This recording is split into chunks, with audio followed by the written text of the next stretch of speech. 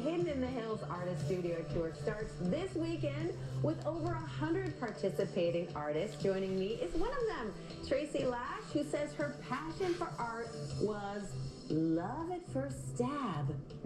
Good morning, Tracy. Thank you so much for being here. Thank you for having me. Well, tell me about love at first stab.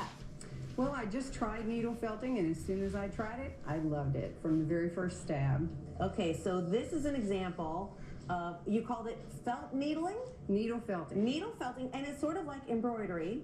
No, not at all. Nothing like that. Okay, tell me. So basically, you're sculpting wool with needles that have barbs on the end of them. Okay. So each needle has little barbs. Think of them kind of like the barb on a fish hook, except they go the same direction as the needle. Okay. And basically what happens is you're taking wool, you're laying it on other wool, and then you're using the needle with the barbs on the end to stab the wool down onto the other wool. You want to try it? Yes, I'd love to.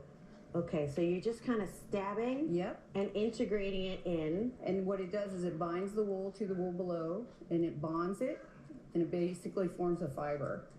This is very therapeutic. It's super therapeutic because you're literally stabbing something. Yeah, I'm really getting a lot of my aggressions out here on this poor little Wow! And you see how, it just forms the layer, and you just keep building and building the layers up. So this is the core wool that you're using here, which is your base wool, and that's what you do for the underbody part. And then once you get your base wool built up to the shape and the form that you want, then you would add what's called the top wool, or the core wool, the base top wool on top, which is your colors. Okay. And you can see I've done that here.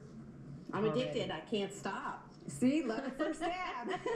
Well, I'm not like a homemaker, but I actually can sew a little bit, so I'm comfortable with the needle. I can hem a pant. That's about it. Your work is so adorable. Thank you. You got bunnies, you got frogs, you got zebras. Tell me about your ideas for these quaint animal-related pieces. Well, a lot of my ideas come from vintage objects that I find. As you can see, I've got like the velvet riding hats, the Creole basket down here.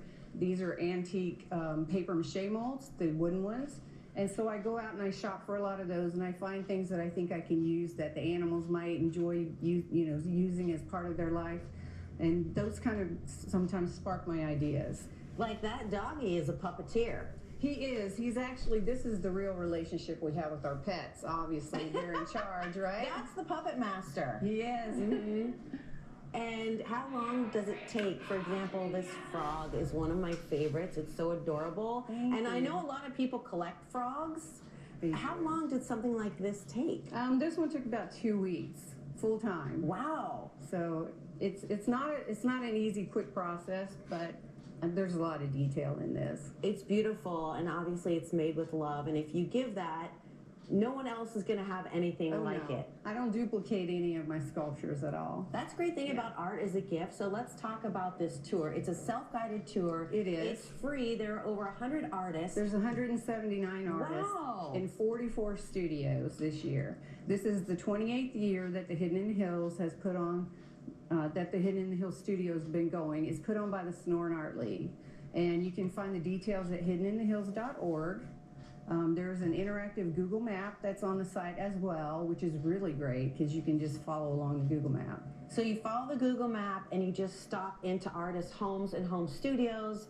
It's a great opportunity to get a little holiday shopping done and to support local artists like Tracy. Thank you so much for showing us your gorgeous work, and thank you for letting me stab. Love Absolutely. First. And come see me in Studio 10.